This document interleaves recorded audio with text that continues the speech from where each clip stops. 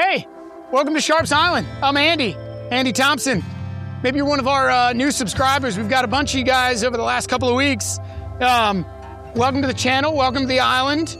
Normally what we do, we have one episode a week talking to a Richmond newsmaker, someone with a unique voice. This week, we're gonna do something a little bit different. We're gonna kind of have a mashup, greatest hits of the first 10 or so podcasts that we've done. I hope you like it. If you do, hit the subscribe button, tell your friends, send it along. We're gonna have a lot of fun out here. More conversations, more historical pieces, tell the story of Richmond from an island like this and from the James River. Let's go.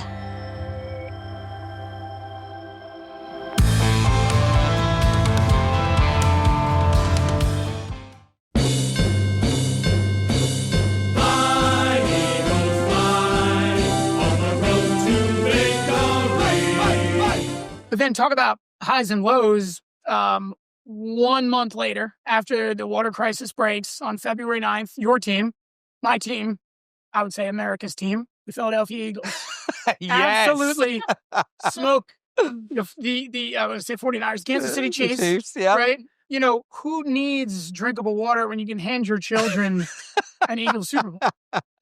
Well said. Yes, it was definitely a high point as an Eagle, a long-time Eagles fan. So Where'd you watch the game? In my house, in my living room. I was invited to parties, but like sometimes you just need to be by yourself, you know? So I lived in Philly when I was young, and it was the Randall Cunningham years, that like menacing defense of the late 80s. You're from Northern Virginia? Or I eventually ended up in Northern Virginia, but I was born in India, grew up partly in California, spent a couple years in Philly when I was introduced to the Eagles and sports in general. Yeah, Randall Cunningham will get you hooked. Oh, man, yeah. That's amazing. Reggie White, Clyde Simmons, Andre Waters, all of that. So it was at a time where like the Redskins were winning all the Super Bowls. We moved to Northern Virginia in the midst of that, but I was like the kid who wore an Eagles starter jacket every day in school, and anyway, so I've been a diehard. We should compare Eagles starter jackets, because that's amazing. I totally get you. Like we hosted an Eagles party, and you'd have like neighbors be like, "Oh, are you having a Super Bowl party?" I was like, "No, it's an Eagles party, and if you are an Eagles fan, feel free to join us." There you go. That's the right distinction. This is not like, "Oh, I want to watch the commercials." This is like, let's scream at the TV, you know. Yeah, like only a Philly fan should, right? It's the way, exactly. That's amazing. I didn't realize you had lived in Philly. Yeah. If I could have voted for you more than once, I would have. Maybe, like 3 years. Yeah, that's right. We'll run it back. Let's see if we can feel like that's kind of a thing now. Anyway. But I just got out of my first pickleball league, and I told my partner, I was like, I'm not doing this anymore. Really? Like, I didn't like the league part of it. I spent a large chunk of my athletic career being extremely competitive and trying desperately to win. What was your sport? What was your favorite? Basketball. Got it. And I saw you did a spot for NBC 12. You had a good handle. Yeah, dude. I mean, I can play basketball. Yeah. But the pickleball, part about the pickleball to me that's so fun is just the joy of playing. Right. And whether I win, if you beat me 11-9, we had a great time, I'm like, awesome. That's right. So there's a level of joy. There's a video that's going around. The Maroon 5 guitarist talked about the flow you get into. The pickleball point, it's so hard to win a pickleball point. Yeah, it is. They go so long that everything falls away and you're just playing and you're just in the moment. That's cool. And that is you're running. I'm sure people who run the rapids in a kayak are so focused on this run that maybe 25, 30, 45 seconds that's it. Everything else falls away. A pickleball flow state. I'm telling you, I don't know the guy's name, but he was a Maroon 5 guitarist, talked about this on the podcast. I was like, yep, that's it. It's so fun. Anyway. That's cool. Enough of pickleball. All right, go to your next. All right, what's your spirit cloud? My spirit cloud? My favorite cloud is I mentioned it earlier. It's called the cumulus. Humulus. And what does it do? From the Latin root humble. So it is a cloud that is trying to build into a big towering cumulonimbus cloud, but it's a tiny, puffy little cloud. It's humble. It's not developed vertically. If that fits you. Well, try to be. So wait, is the cumulonimbus, is that a thunderhead? Yes. Because that's. Nimbus is the prefix, the suffix that's thunder and lightning. No, it's like chaotic and loud. That's mine. Yeah. That's a good. Well, I guess I need a new one. No, that's now. you. You can be cumulative. We're not powerful enough to be cumulative. Yeah, you're right. I'm kind of like 5'10" and a half. That's not very cumulative. You're more like a stratus cloud. You're just like a blanket that makes everybody feel good. That doesn't. Okay, hold on. You're not good. What's another? You could be a cirrus cloud. Okay. way up there. You're just out there. Just out there, kind You're of. so far away. You have little. I don't really do any drugs, though. That feels like a guy. Cirrus clouds, the highest clouds, the ice crystal clouds, very high up in the sky. Yeah. I think we'll you made keep working on cumulus this. congestus, maybe, you know, because he got the voice. Yeah, yes. So still not going to do any documentaries. All right. You have a unique voice that people love us. I appreciate that. I never got away with anything in middle school because the teachers are like, dude, come on. Me, but for a different reason, because my voice carries so far. Yeah. It was a nightmare. Do you know any good dad jokes? I know a lot. Actually, I listened to Ed How many kids do you have? Trask's. 7 or 8? I have 2. 2. And I have a lot of jokes. And the one joke that I wanted to tell was told by a previous guest. It's the pirate joke.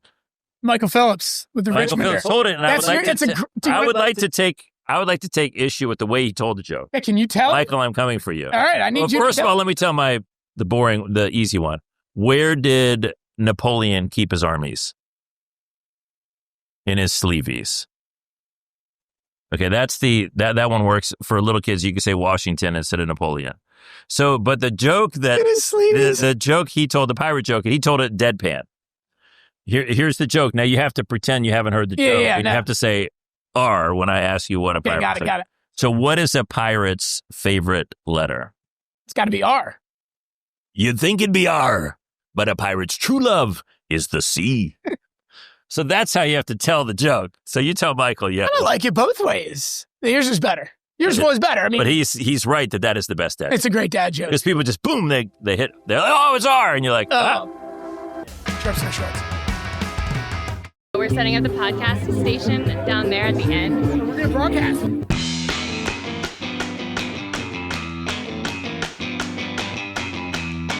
Oh, Lou, we can't leave yet. We can't leave. We're doing this. This is podcast. SHARPSFEST Shorts. We're calling it. Okay. Yeah. What do you think? SHARPSFEST Shorts. Zach Cohen, everyone, welcome to Sharps Island. I know this is a dream come true for you. Not only two-timer here, right? Two-timer at SHARPSFEST. That's right. So this is big, but to get to sit in the seat and do the podcast, what does it feel like? I feel like kind of like a Richmond celebrity. Yeah. I mean, I already probably was. Yeah, a little bit. Yeah. Low grade. I will say that all the work you've done on this island, we moved from the city to out kind of in the west end of Henrico, right. And if you could see right here, maybe ran into a tree with a lawnmower today. So just trying to tame nature, I find to be an endeavor unto itself. That right? is that must have been rough for you. I have similar injuries from out here. Zach and I play tennis together, right? Against each other level. At extraordinarily high level. Yeah. You're an attorney in town? I am. What do you do? Anything interesting? Or from time to time. From time to time makes you want to stab your eyes out, but someone's got to read the, All right, well, let's not talk about that. How about this? Give me your favorite dad joke. What did the ocean? No. Shit, I fucked up. Yeah. That's too much on the spot. I've got a non-dad joke, but that's not. It's not good appropriate for this. Okay. What does it say about 20 Richmond years. that a place like this exists? You know what I mean? And it's attracting people crazy enough to buy it and try and make something out of it. I like that. That's a great point. Yeah. It's a really dumb thing to do. Dumb idea. Hey, thanks for your time, bro. Thank you. Well done. Yeah. Good stuff. SHARPSFEST.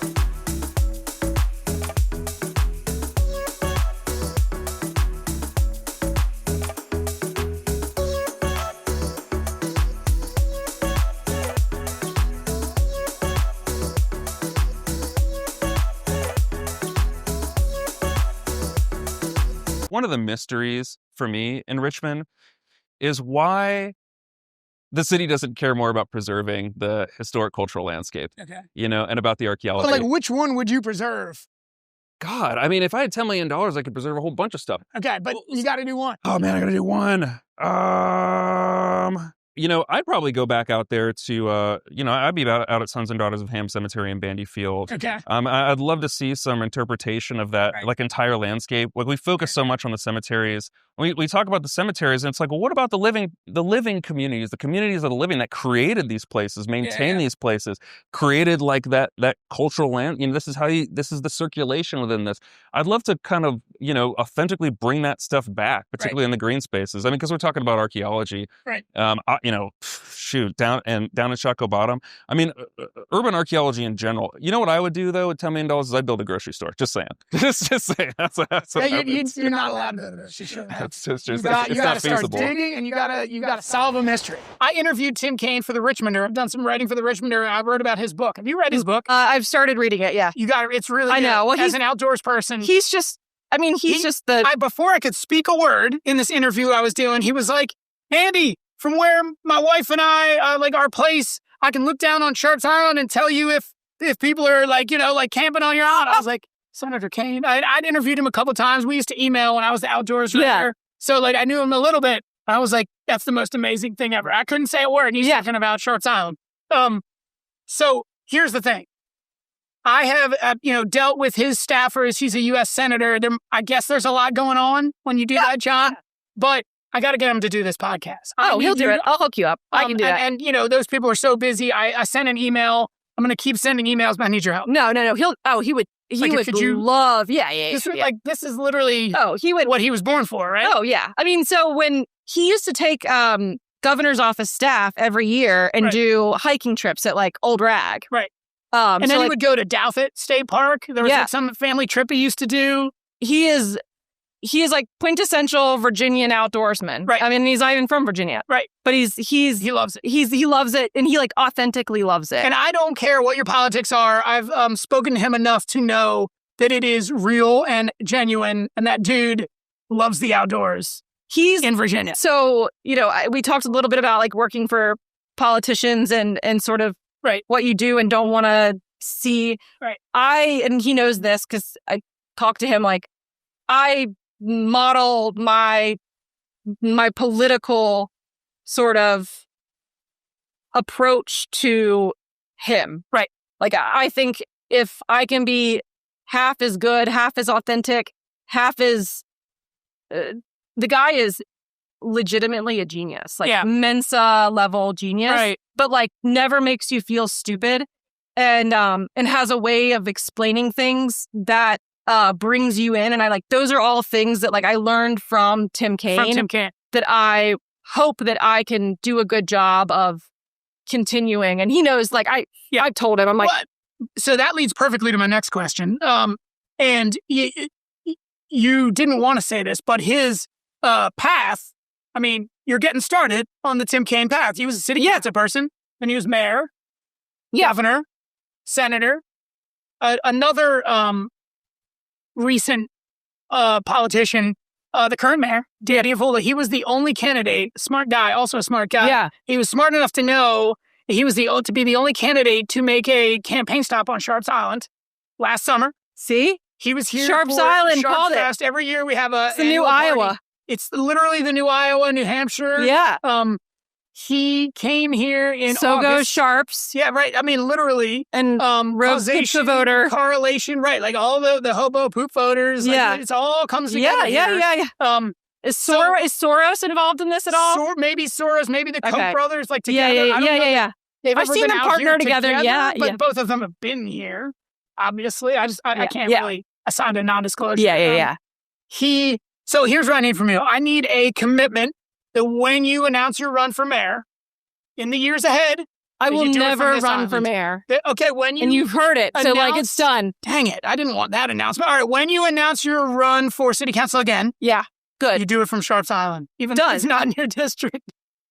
I think this makes perfect sense. I think this makes total sense. It was a better question when you were definitely running for mayor. Yeah. How about Sharps this? Island. When I run for city council again, if I run for city council again, I think city council should be like a marriage. You should have to you wake up and you make the choice every day. Every day, right. So if I run again, me and Ellen will come down here. Okay. And do it together. And maybe, yes, let's do that because she'll never stop. A lot of traffic on the water. Yeah. A lot of fish in the river. That's pretty cool. I got it. You might actually be able to use. I know we were talking. There's like hundreds of fish swimming around us when Tim and I got out. Like just full. It was crazy shad. Yeah. Yeah. I think people try to snag them too. Like they get so thick through here. You saw what that guy was doing, reeling in like that. Right. He's trying to snag them. So like foul hook them. But they also, you'll see guys with cast nets. Yep. You know, where they throw out the net. What a beautiful spot, man. This is great.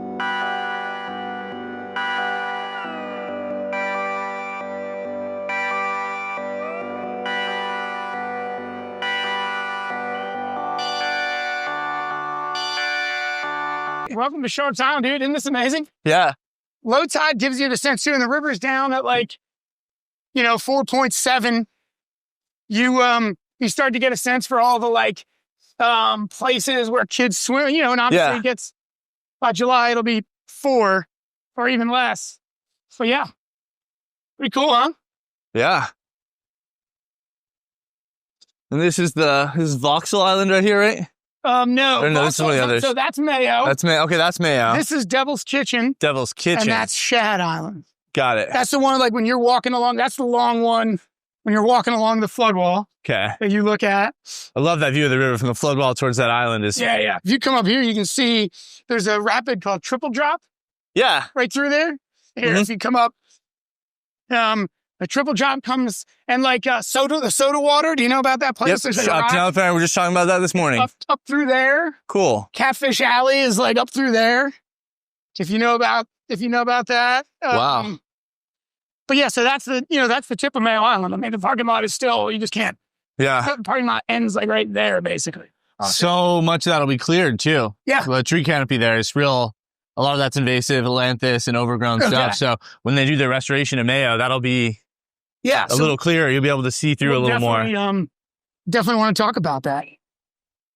So you and I overlapped a little bit, but we never really worked together. I don't think. Yeah. Back in the day, give me the sort of Cliff Notes version of Michael Phillips, your stay at the Richmond paper of record. I was off doing things because I covered University of Virginia sports for a little while in Charlottesville. Right. Then they sent me up to D.C. I covered the Washington Commanders, and I think you know them by their previous name, right? The Washington football team. Yes. And there was a name before that, but I can't remember. Doesn't ring a bell. As an Eagles fan, yeah. Had a lot of fun doing that, NFL, and then was sports editor. Was in charge of the sports section, right? And I think you were out by then. You had moved on to other endeavors.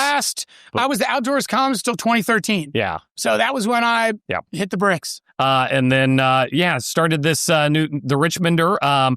Just local news. It's important. It's important to the community. Right. It's important to all of us that we stay connected, get to know our neighbors, know what's going on in town, and that's the heart of what we do each day. So we're asking people to invest in this, right? And we're not going to give you money back, right? Which is a tougher sell than stocks. Right, give us money, we'll pay you back, right? Plus some later. Give us money, we won't ever give you money back, right? But it's this realization, right? So as the newspaper has declined, everything's found a home. Classifieds have found a home. Job listings have found a home. Right. Pizza coupons have found a home. Right. The news never has, and it's this realization of, and this is sad for me, for you. We'll never make money doing the news. Right. We can't go to city council, keep an eye on what's going on, and do that profitably. Right. That's tough for me, as a guy who's so in the your journalist mind, swaggering into the room. In your mind, that ship has sailed. So if someone tried to, there is no counter argument right now, I guess. I can make money in media. Yeah. By being loud or clickbaity. Right. By having a loud opinion or by doing a clickbait You won't believe what Andy Thompson was wearing on Sharps Island the other day. That guy, billion clicks, that kind of thing. You could do it either of those ways, but you the core of what it is, what's going on in town, who do you need to know, who's doing good things, school board, city council. We believe that's a public service that's just as important as any other 501c3 you can think of, right? Because city council, the school board, they sit down, and before we started, city council was meeting. And there were no journalists in the room, right? And I believe that even if you never read an article we write about city council, you benefit from us being in the room. Right. Because when somebody's sitting in that room watching them make laws, they behave differently. fundamentally. And it's not gotcha. We're not there to get them and trap them. Right. We're just there to say, here's what happened today at City Council. Right. And when we say that, better outcomes happen for everybody just through sitting in the room with eyes in the room. So that's the public service that even if you never read the Richmonder, you benefit from us being here.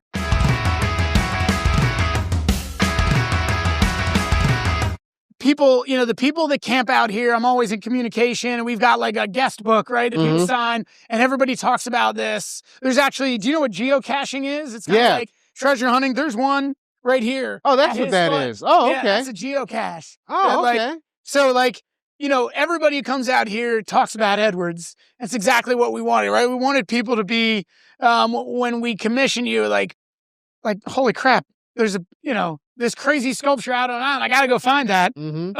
So that was October of 2020. Yeah. So still kind of like early COVID. And then a month later, it was washed away. Do you remember that? When you gave me to send me a text, it was like, hey, I'm looking at I don't see Edwards there. Right. My heart, like, whoa, what's going on? What the hell is going on? It was 1 month later. It's like, I was like, where is he? And I was thinking, like I said, he was down in Norfolk or somewhere. Right. I was like, he's broken up. He's not there anymore. Right. How do I deal with that, like, artistically and emotionally? Right. And then when you told me that all his parts was here, I was like, we got to put him back together. I was like, he's got to go back up. Yeah, I went up. You're not really supposed to do this, but you go, the best view of the island when it's flooding is right up there on those train tracks. Yeah. So I got up there, and that's when I was like, oh my God, he's not here. A couple days later, the river goes down, and I was able to get up here, and you remember, it was like, one arm was in that tree. Luckily, he's heavy enough and angular. He just kind of fell back, and then that was all, he was all here. It wasn't quite, and that same flood in November of 2020, like there was an A-frame cabin that got washed away. Outhouse got washed away. Edwards was the only thing that survived. Yeah. Which I think is pretty cool. Yeah, and there was no two ways about it. I was like, we're putting them back together. Yeah, I was like, let's do them and let's put them back and make them more permanent. Remind me, how is he anchored? This is a granite outcrop here. How's he in the granite? Oh, that was a hard way to go. But he's got epoxy down. I had to drill down into the granite, which was expensive. Hammer drill. Right. Yeah, and a couple of bits, quite a few bits. Right. But he's down into the granite with epoxy and stuff like that, 2-part epoxy. So he's going to be here pretty much a while, and shored up a lot of his welds and stuff like that. Right, that's right. So, well, yeah, because you had to weld his arms and legs back to his torso, right? Had to weld everything back up. So that was a fun time. That was a good day. But we had to do it. It was one of those things where, like, this is part 2. We have to go and take care of this. So yeah, I mean, I love it, man. Yeah, I love this guy. I mean, I would say goodnight to him every night when I left him in the studio. Yeah, so it's like, this is my man right here. He's good. He's a good dude.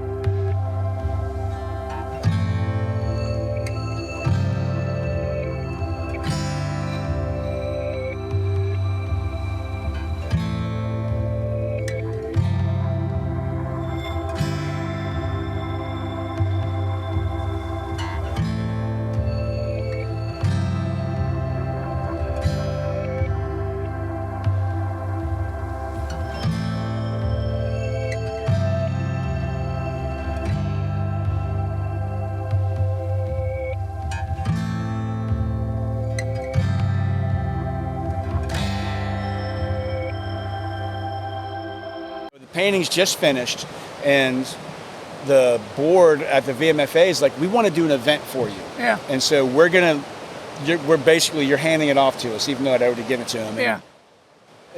I was like, that's crazy. It's amazing. So all my family's going to come in, and it's going to be this cool event. Street Art Festival happens to be that same weekend. And so I have it set up with all these corporate softball games on the field, murals all around the diamond, and my daughter's doing one. And so on the day, right before I'm getting ready to get, an acceptance thing and have the head of the VMFA say thank you for your painting. Right. At the Street Art Festival, I go up and my daughter is in roller skates, doing circles, painting a mural with her friend, and I'm like, this is heaven. Yeah, this is and she's painting a Jackie Robinson painting, and I'm so stoked, and murals are going up everywhere, which is just lovely. And the event is working. Right. And then I go down to the field, and my little son is on the field playing with like Dominion Power in a softball game. Right. And he's on the field. I look over at him, and he smiles, and I'm like, life does not get any better than this, right? And then my phone rings. I'm like, what the hell is going on? I pick up my phone. It's my mother, who's like, your father just had a stroke. Jesus. I'm like, this is not real. Is this the duality of life? Is this what always seems to happen? And so I put the phone back in.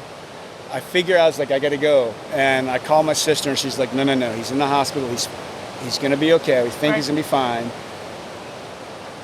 We're not coming tomorrow. Obviously, I was like, no, but I'm coming home. She's like, no. You are getting your award. Like, you're doing this. You got to do the VMFA thing. Do the VMFA thing and then come right after. And so I'm a mess at the VMFA thing. So I'm supposed to be like, hey, this is awesome. Yeah. I'm not. Yeah. I'm a mess. Right. And then I go to the hospital right after, and my father passes away an hour later. Jesus. And so I watched him die, and it was, oh my God. Yeah. It was unbelievable. Wow. And so I sat there with that realization of the most profound thing in my life was watching my wife deliver our kids. Right. Like the absolute power that she could do that was just unbelievable. Yeah. Ungodly to me. Right. Or very godly, maybe, for lots. Right. And then watching my father's vessel of a figure, the body was done. Yeah. And so, when there was a moment where I'm sitting in the hospital room with all the family, and we were wailing, and then we kind of stopped crying. I looked out the window of Fairfax Hospital, and there's a water tower, and all of a sudden you see this murmuration of purple martins just swooped around and went right past our window. Right. And I'm just bawling. I look at my sister, and she's like, God, I'm start bawling now thinking about it. But I was like, did you see that? And she's like, yeah. I was like, I swear to God, that just took Dad's spirit away. She goes, I think it did, So we felt really good about that. So that is what hits you sometimes, and I try to put into my kids. It's like, dude, some of the greatest moments are going to happen in your life.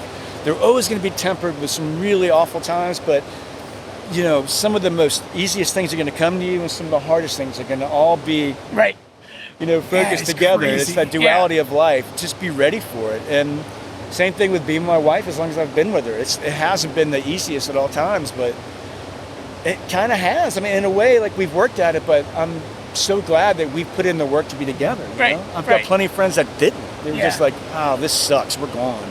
And so hopefully that goes to the kids and they see that. Yeah. You spend the summer you can praying to your Andrew FREIDEN bobblehead doll, like, hey, dude, I need some rain, but not too much rain. I'm done. I used to worry about it. I wake up it's the same thing with having the shop where we have it in the parking lot over on 14th Street. Right. I pull into the parking lot every day, like, all right, how many bus windows are going to be smashed? Just like brace yourself.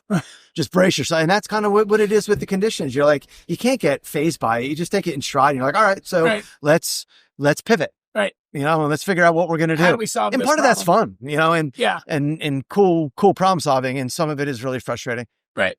All right. So the pipe issue was last summer. Yeah.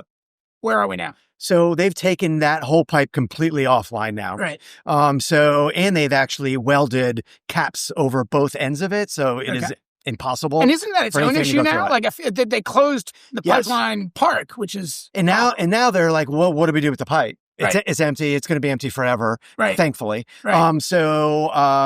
It's obviously underneath the CSX railroad. Right. So that's kind of their right of way, I believe, in this, although the city owns the pipe. So all I know is for now, the pipeline, the gates to get on pipeline, the walkway itself they're still open.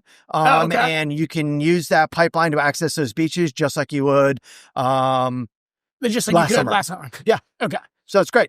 But that sort of long-term use of the walkway is sort of kind of still to be determined. Yeah, exactly right. Does, we used to have this conversation with different guests on our old podcast. Does the average Richmonder, I think about what your business offers and people climbing at Manchester Wall and mountain biking, buttermilk and hiking. And I mean, right now we could look downstream and see 24 boats, people fishing for striped bass. Does the average Richmonder realize how good they have it here, or just how unique this place is? You know, that I think that has grown tremendously. I have seen that grown tremendously in the last 18 years. Yeah. To be, yeah, I think they do. Yeah. More or less. Right. Whereas 18 years ago, is like definitely not. Right. So the number of times I hear just anecdotally like, oh my God, I can't believe we've lived here our whole lives and have never done this. Right. Like you don't hear that much anymore. Interesting. And you get a lot more people who are like bringing family who are in from out of town. Like last weekend, 2 weddings, both those wedding parties brought their family to come rafting. That's cool. So yeah, it's like it feels like it's more like an integral part of people's kind of entertaining, you know what I mean? Yeah.